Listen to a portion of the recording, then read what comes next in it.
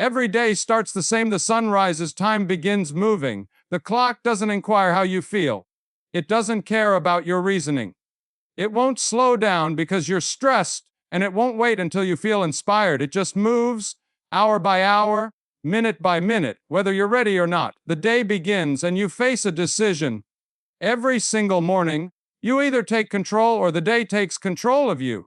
It sounds simple because that single choice establishes your tone. It shapes your momentum. It becomes the rhythm your whole life starts to follow. If you take responsibility of your day, if you wake up and act with purpose, you build structure. You guide your energy, you select your direction. But if you wait for the day to drive you, if you let the cacophony hit before you've prepared, if you stay trapped in reaction, you lose. Not because you didn't care or didn't try, but because you handed over the wheel to distractions, to requests, to random emotions, to folks who don't care about your cause. You gave over the driver's seat to whomever was willing to grasp it. And once that happens, your day owns you. It decides your attention, your feelings, what gets done and what gets left behind. You either run the day or the day runs you. That's not simply a saying, it's truth. That's how momentum works. The people who achieve, the ones who lead, the ones who move forward, they're not always more gifted. They're not more lucky. They just made a choice. They're done being passengers in their own lives. They don't wait for incentive. They don't wait till it seems right. They don't wait for directions. They move. They chose. They build. They build routines that inspire energy, that generate progress, that increase strength. And the instant their eyes open, they turn into action. Not chaotic action, not meaningless bustle, but concentrated action. Action with clarity, action with purpose, because it's not about accomplishing more. It's about doing what matters. It's not about packing every hour.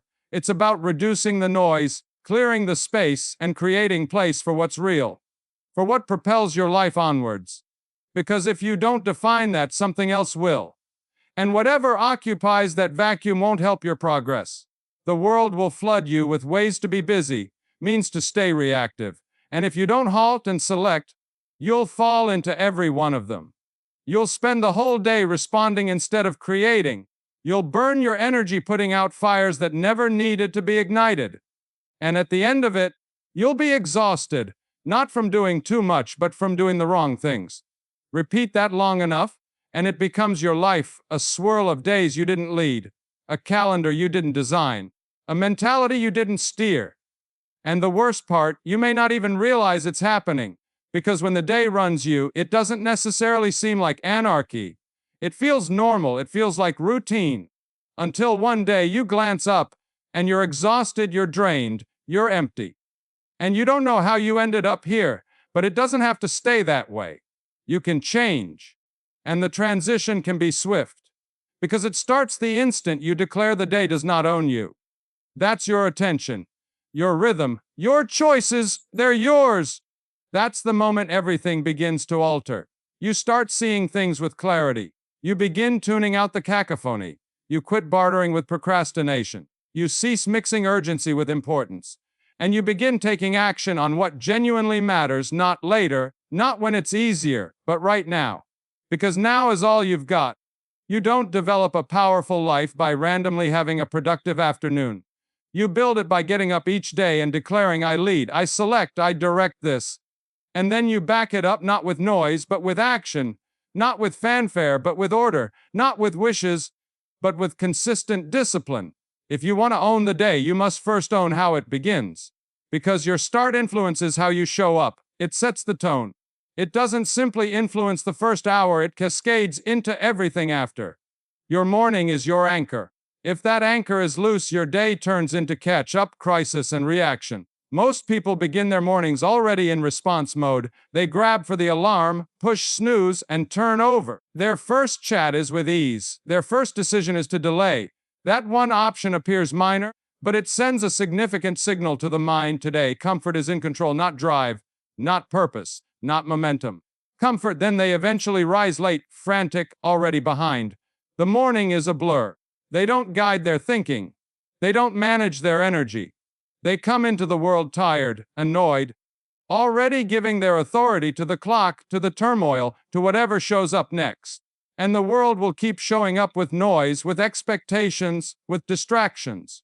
If you approach your day without grounding, without clarity, without rhythm, all those things will run you.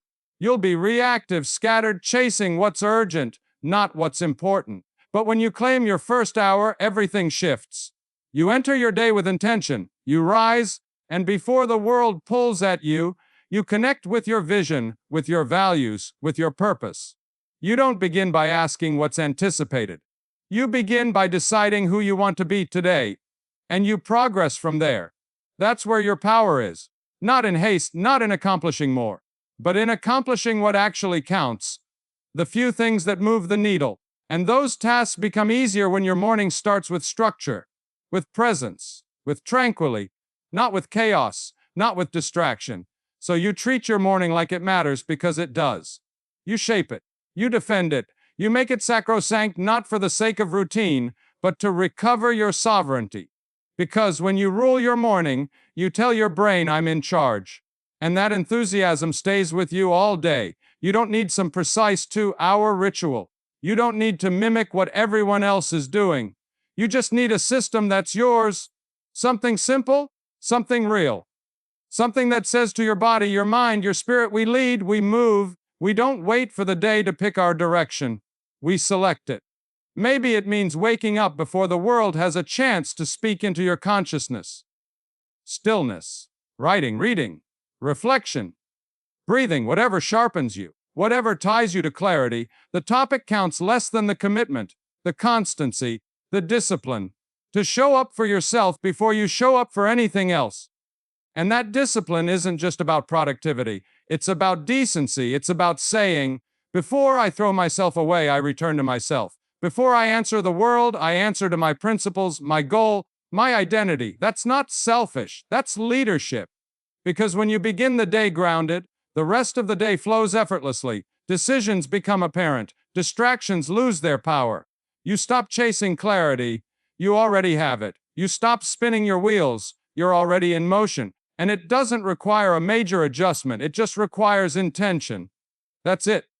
One decision to wake up with purpose instead of panic. One choices begin with alignment instead of hurry. One moment in the morning when you say, today doesn't run me. And then you act like it. That decision creates a pattern, and patterns shape identity. Suddenly, you're not someone striving to keep focused. You are focused. You're not someone pining for more time. You make time. You're not someone reacting to the day. You direct it. Is built. Not in big leaps, not in random bursts, in little actions of ownership, repeated, polished, lived.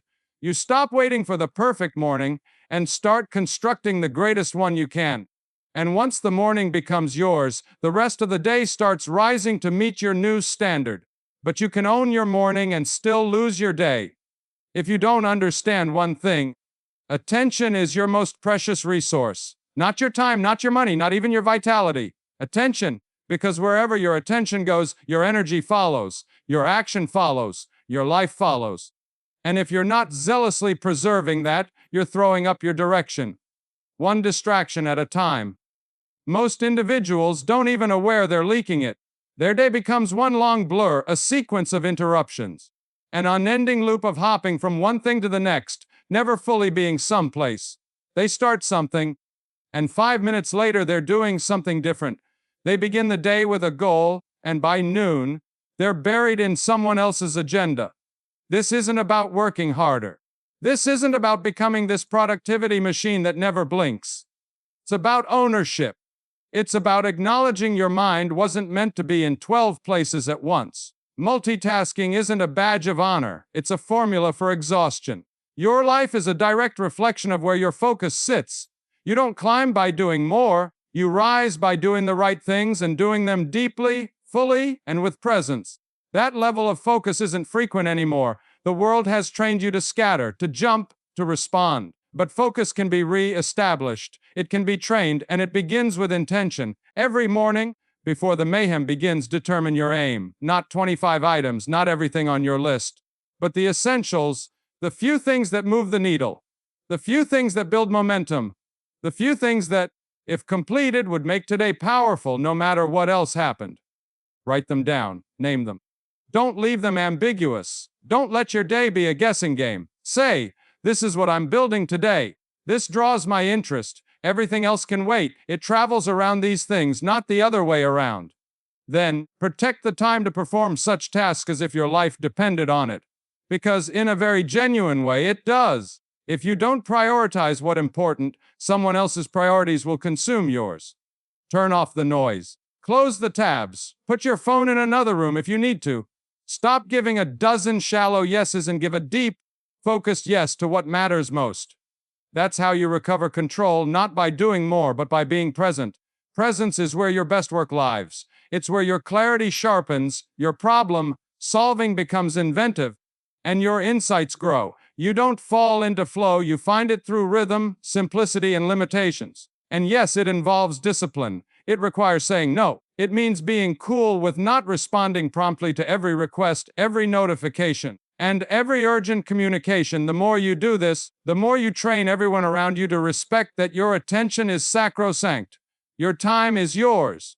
And here's the strange part: when you preserve your attention, everything else becomes simpler. Decisions become apparent, your vitality lasts longer. Your creativity develops since your mind isn't scattered anymore. It's not continually resetting. It's not stuck in 100 open loops. You don't need to be on all day. You just need to be all in when it counts. You don't need 12 hours of hustling. You need a few precious windows of intense, undistracted, undisturbed labor. That level of focus repeated daily is where breakthroughs happen. Don't mix business with focus. They're not the same. Business is reaction. Focus is intention. Business is movement. Focus is momentum. Business burns you out. Focus builds you up. One leaves you fatigued, the other leaves you fulfilled. So quit celebrating business. Stop treating turmoil as though it implies you're accomplishing something meaningful. Start assessing your days, not by how much you completed, but by how aligned your effort was. Did you move the correct things forward? Did you focus on what genuinely matters? Did you lead your day, or did your focus get hijacked? You have the power to determine every single hour. You can reset at any moment. You can pause, breathe, and ask yourself, is this where I want to be right now? If the answer is no, then redirect. Without guilt, without awareness, just leadership. Because leadership isn't only about leading others, it starts with leading yourself. It begins with how you manage your concentration, your time, and your energy.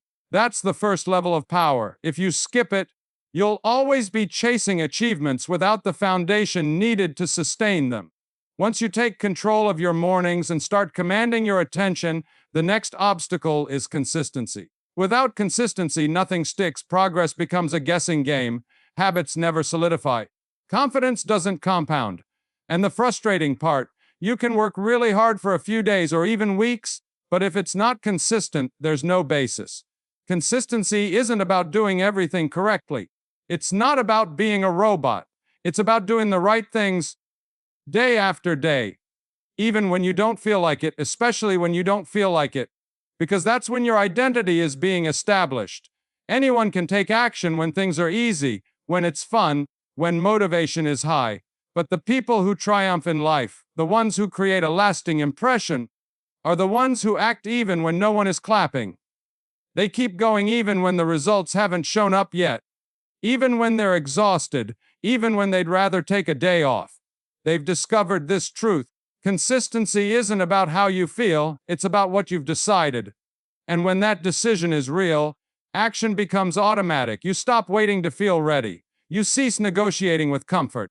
You cease letting emotions decide your effort. Here's the paradox: consistency is hard at first, but it makes everything else easier. You cease wasting energy pondering what to do. You don't need to fight with your timetable. You cease relying on inspiration. You just turn up, and turning up becomes part of who you are. It becomes normal. But this isn't about grinding yourself into the ground. It's about developing systems that support your standard, systems that make it simpler to show up, that decrease friction and generate rhythm. Because discipline shouldn't feel like punishment, it should feel like alignment. It should feel like you're honoring your aims, that you're maintaining your pledge to yourself. Keeping your word to yourself is vital. The most harmful thing isn't breaking a promise to others, it's breaking a promise to yourself. Every time you claim you're going to do something, then don't, your self-trust erodes. Your confidence takes a knock. Your brain starts to assume your words don't matter much. But every time you follow through, even on the simplest commitments, you cast a vote for a new identity. You tell your nervous system, this is who we are now. And the more votes you cast, the stronger that identification develops, until finally it doesn't feel like work, it feels like who you are. So don't underestimate the simple things, the 5 minutes of dedicated effort, the one push-up, the solitary decision to consume something nutritious, the extra call, the saving of the cash, the stretch, the prayer, the journal entry. These aren't trivial, they are proof. Proof that you're changing. And constancy doesn't mean rigidity. Life will throw curveballs. You'll miss a day. You'll make mistakes. But that doesn't mean you've failed. It doesn't mean you need to start over.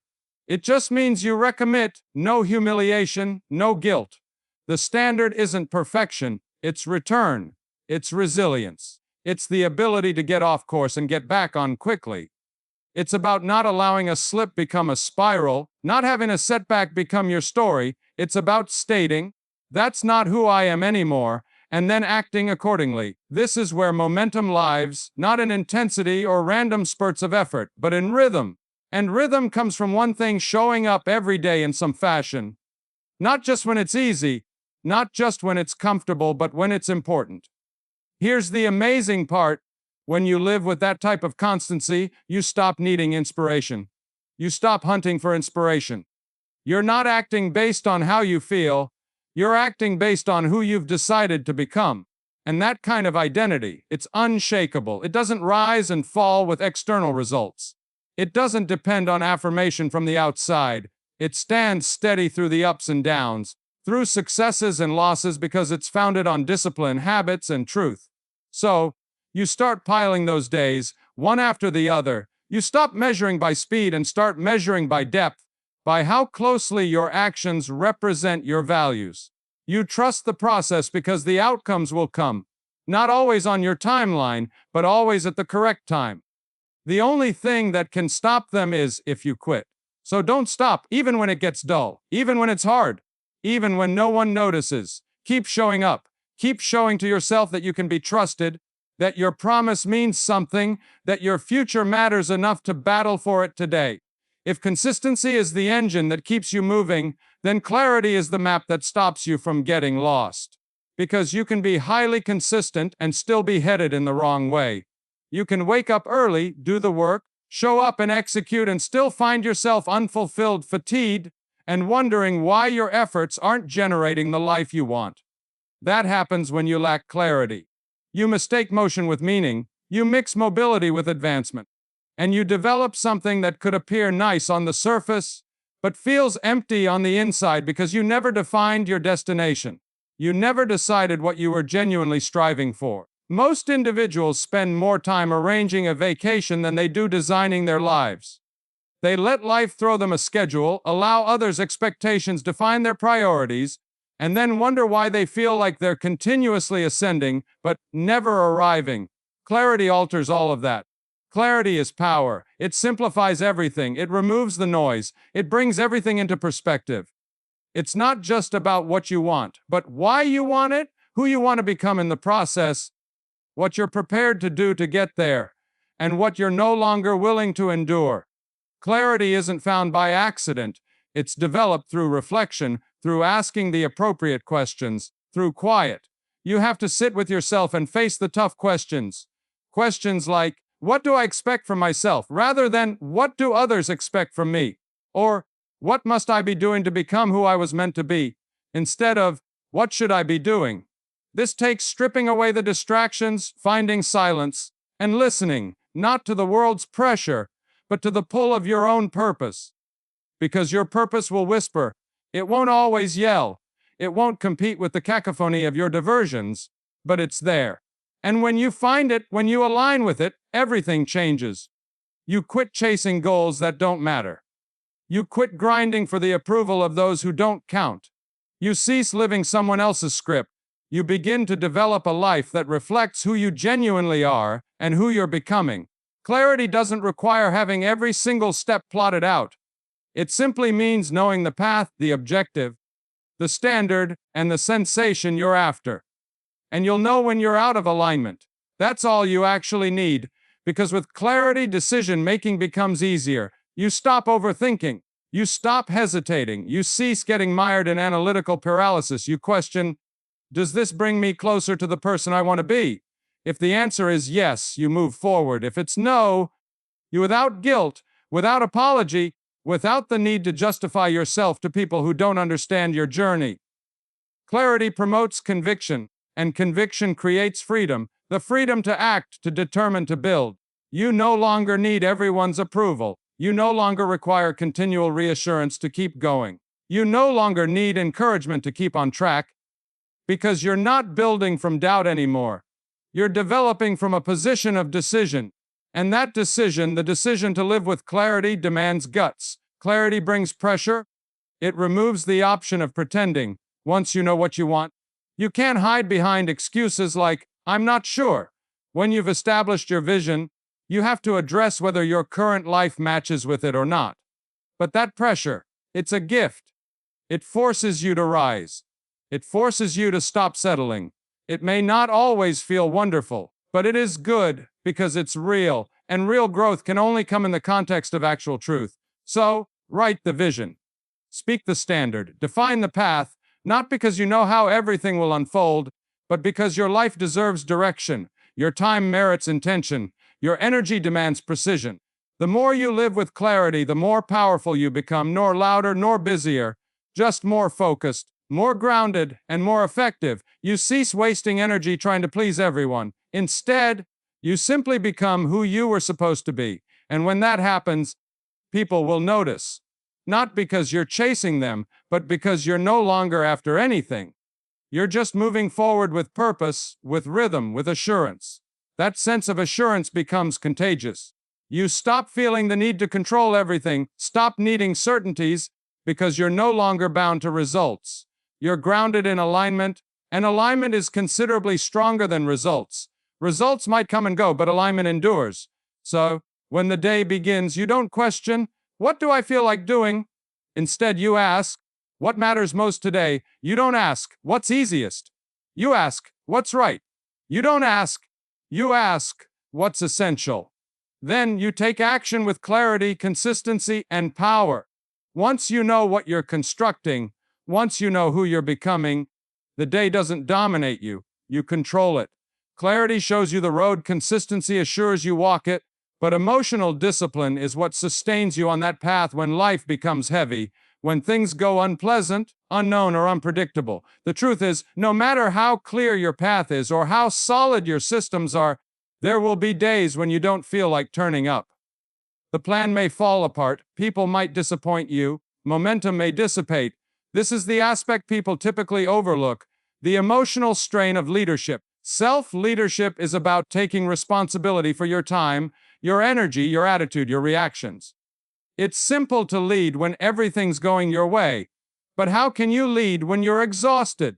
How do you keep grounded when stress is high? How can you keep progressing when your emotions pull you in every direction but forward?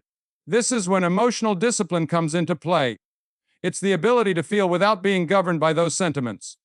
To experience emotions, yet not be governed by them. To honor your feelings, but not allow them to take the wheel.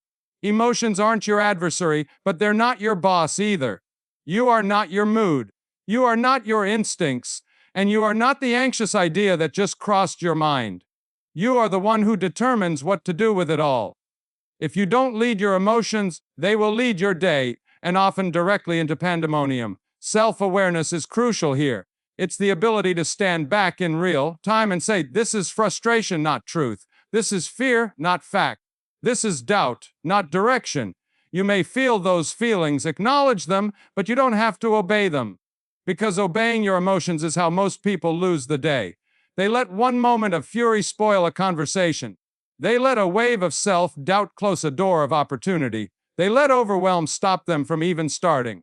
They sense something and conclude it must be true. But feelings aren't always facts. You need to learn how to halt, how to breathe, how to respond instead of react. That single ability, pausing, may save relationships, protect your energy, and keep you from making impulsive judgments that don't reflect who you really are. This is not about concealing your feelings, it's about processing them, owning them, finding space for them, but never letting them hijack your day. The more you can feel without being controlled, the more powerful you become. That's the strength of emotional discipline. When you stop spinning, stop creating unnecessary drama, and stop exhausting yourself with emotional overreactions to things that don't merit your entire attention, you begin to save your emotional energy for what genuinely counts. That's the genuine power of self-leadership. It's not just in your calendar or your habits, it's in your emotional control, in your capacity to stay calm under pressure, and in your ability to show up as your best self, even when everything around you is unclear. Training this discipline isn't complicated, it's all about practice. It's in the moments when you want to snap but opt to breathe. It's in those times when you feel like quitting, but instead you recommit. It's when you feel like shrinking away but opt to step forward. Over time, you'll grow to trust yourself. You'll know you can handle stress, manage overwhelm, and keep moving even when your emotions tell you to pause. And that trust, it's the foundation of resiliency. Because life will test you not once or twice, but continually. The real question isn't whether things will get rough. It's who will you become when they do. Will you allow the day rule you, or will you ground yourself, take a breath, and lead through it? This is what differentiates the genuinely exceptional from the good, the builders from the drifters. Everyone can be consistent when life is easy, but when pressure rises, when things get bad, do you keep your standards, or do you let the passion of the moment drop them? The only way to stay to your standards is to prepare for those emotional situations before they come. You need to train yourself to detect them and rehearse how you'll respond. Not react, but respond. Response is a conscious choice. Reaction is involuntary. You don't need to be cold or robotic, but you do need to stay grounded, attentive, and in charge of how you show up. How you show up ultimately determines what gets constructed and what gets damaged. So build the emotional muscle. Build the pause. Build the awareness. You don't need to suppress your sentiments, but you must take responsibility for your actions.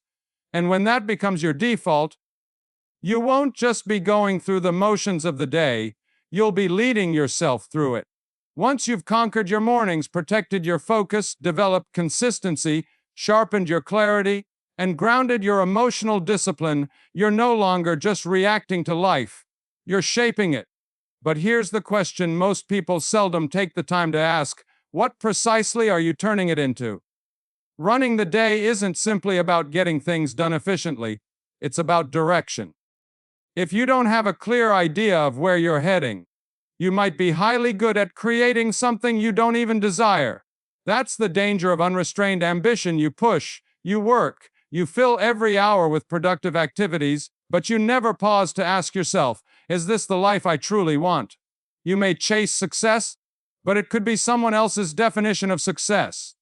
You hit your goals, but they don't complete you. You design a schedule so tight there's little room for meditation, tranquility, or presence. And if you're not careful, you'll exchange alignment for achievement, establishing a life that appears impressive but feels hollow. One day, you might wake up feeling like something's off, not because you failed, but because you never took the time to define success for yourself. So, pause and ask yourself, what does success truly mean to me? Not what's fashionable, not what your peers are doing, and not what your parents instructed you to seek. What do you want your life to feel like? What do you want your days to be made of? What would a fulfilling existence look like, not from the outside, but from the in? Start there. Define it clearly. Write it down. Paint the picture. If you don't establish your idea of a meaningful existence, you'll spend your days crafting someone else's.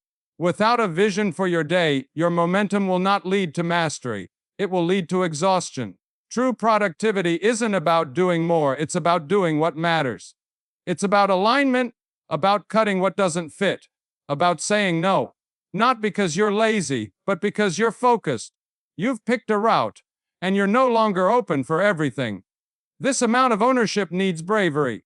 It means saying no to decent possibilities to protect the great ones. It involves disappointing some others to honor yourself. It involves slowing down long enough to question, is this still aligned? And if the answer is no, it means having the strength to pivot. That's the secret to a powerful day, not pushing harder, but resting with purpose, reflecting, resetting, because you can't afford to run on autopilot, even if the system is working, even if the habits are strong, even if the schedule is filled. Your life is not just a checklist. It's a reflection of your values, your decisions, and your reality.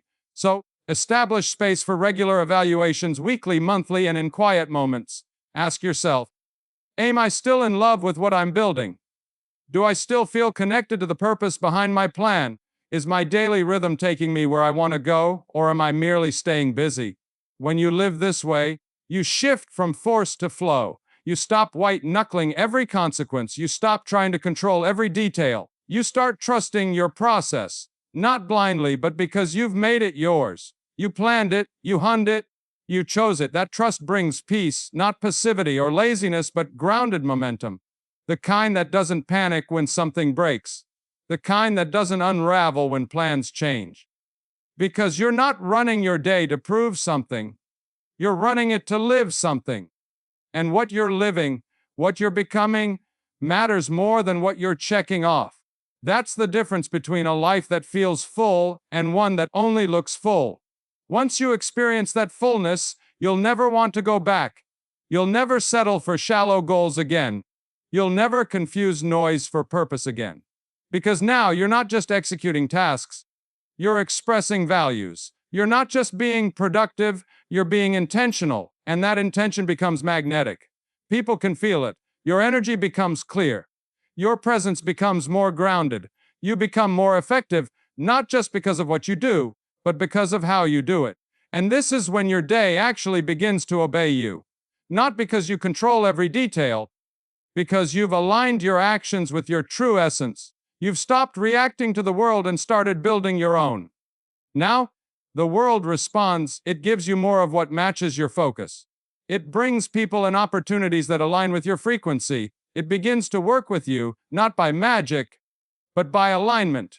You've stopped rushing and started refining. You stopped hustling and started harmonizing.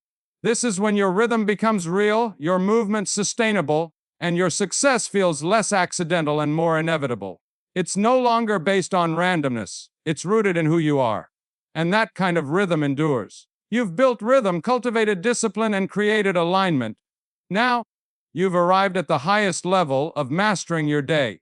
It's no longer about simply managing time or executing tasks. It's about becoming someone who multiplies impact. You don't just lead yourself. You shift the energy of everyone around you. Your presence becomes so grounded and your structure so firm that it gives others permission to rise. Because when you truly run your day, it's not just about what gets done. It's about who you become while doing it. It's about your tone, your attitude, your energy. It's about emotional intelligence under pressure. It's about staying calm in chaos, responding rather than reacting, staying solution-oriented even when everything around you is falling apart. This is leadership, not defined by title or position, but by action, by who you become. The way you show up consistently, intentionally, and with integrity teaches everyone around you what's possible. Your presence reflects the standard. Your decisions elevate the energy of every room you enter. And it all starts with how you treat every hour, every transition, every conversation. It's how you enter meetings, how you sit down to work, how you shift between roles throughout the day, not mechanically, but consciously. You no longer drift between roles, you bring presence to each one because you've learned how to pause, reset, and set intentional boundaries between the chapters of your day. You don't carry frustration from one space into the next, nor let stress from one meeting affect your next task. You don't allow a single low moment to define the entire afternoon. That ability to reset quickly, to emotionally regulate, and protect your momentum is what sets you apart. You become the person others rely on, the one who doesn't crack under pressure, the one who can be trusted with responsibility, the one who doesn't just execute but elevates. And none of this happens by accident. It's the result of thousands of unseen decisions, moments where you chose discipline over comfort, intention over distraction, and alignment over approval.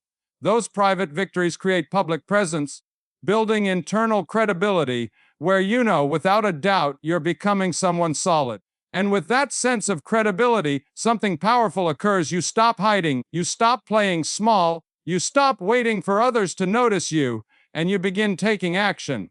Because it's the right thing to do, not because it's applauded. You no longer rely on external praise to validate your journey. You validate it through your actions and the way you live. You evolve into the kind of person who doesn't need permission from anyone to lead.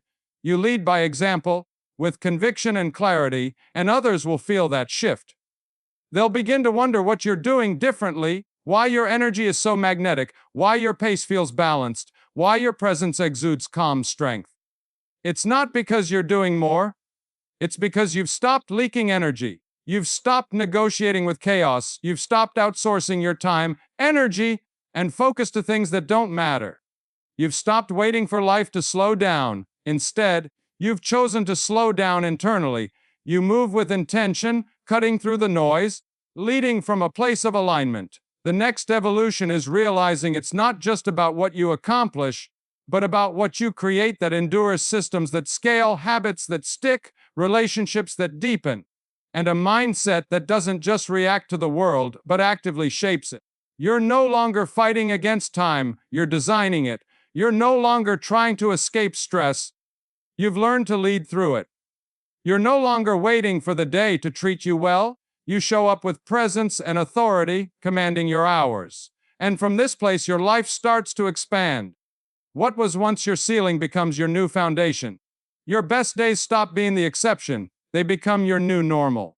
You begin to execute at levels most people can only dream of, not because you're superhuman, but because you've done the work. You've earned your rhythm, honed your edge. Now, you don't just go through the motions, you lead the day, you shape it, multiply it, and in doing so, you build a life that works with you, not against you. A life that reflects the strength of your identity, the depth of your habits, and the clarity of your values. And that's the difference between being average and exceptional. It's not about intensity, it's about rhythm. It's not about more hours, it's about more alignment. It's not about control, it's about leadership, the kind that starts in the first minute of your day and reverberates throughout every moment that follows. You're no longer someone who hopes the day goes well. You're someone who takes charge of it. And when you do that consistently, intentionally, and unapologetically, you stop chasing greatness. You start living it. You've heard the phrase 1,000 times, either you run the day or the day runs you. And now you understand what it truly means. It's not just a catchy line, it's a decision. It's a commitment made moment by moment, a standard that says, I don't surrender my time. I don't give up my focus. I don't let randomness dictate my story. Because this is your life, your one shot, and time won't slow down for hesitation. It won't pause for procrastination, nor will it adjust itself to your excuses. Life keeps moving, and that means you must move with it, not reactively, but with purpose. You can't control everything. The world will throw challenges at you. Circumstances will shift. People will disappoint. Pressure will mount. But you always have the power to choose who you are in the midst of it all. How you think, how you respond, how you lead. When your focus shifts from trying to control everything to leading yourself through each day, everything changes. You stop panicking, you stop spinning, you stop wasting time on distractions and emotions. You've already put in the work. You've laid the foundation. You've set the standard. You're no longer available for chaos. You've stopped living in reaction, and you're no longer just surviving the day. You're here to lead, to show up, to execute with clarity, to live from your values, not your moods, from your purpose, not your fears. That doesn't mean you'll be flawless. You'll stumble. You'll slip. But now, you recover faster. You don't spiral. You recalibrate. You take control again, every single time, because that's who you are now. The person who runs the day isn't perfect. They're focused. Not superhuman, but structured. Not always certain, but always committed. They know what matters, and they refuse to get dragged into what doesn't. You've built that identity. You've earned it through early mornings, tough decisions, hard conversations with yourself, and those moments when no one else was watching, but you still showed up. And now you move with purpose. You wake up consciously, you protect your focus, you get your essentials done, you lead your emotions, you align with your vision, you act like your future depends on today, because it does. When you string enough of those days together, days that you led, not just survived, something shifts.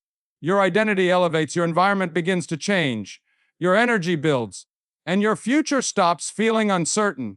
It starts feeling like something you're actively creating.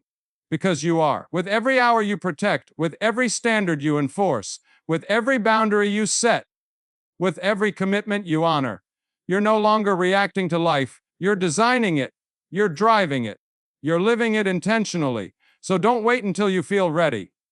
Don't wait for motivation. Don't wait for things to slow down. They won't. Show up anyway. Lead the day anyway. And if today wasn't your best, that's okay. The next moment is always open for you to lead. Take the wheel. Build your rhythm. Live your standard. Your life isn't defined by what you want to do. It's defined by what you do consistently. And now, you've decided you are the one who runs the day.